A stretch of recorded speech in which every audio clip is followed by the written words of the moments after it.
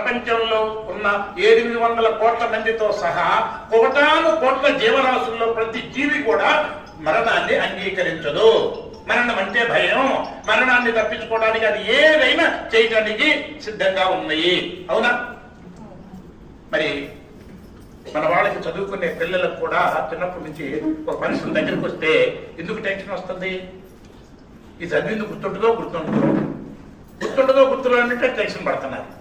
నేను చదివింది వస్తుందో రాదో అని టెన్షన్ పడుతున్నారు. ఎందుకు?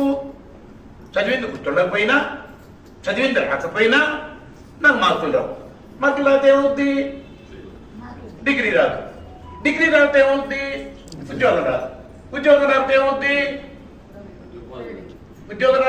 డబ్బులు రాదు. డబ్బులు రాకపోతే ఏమవుతుంది?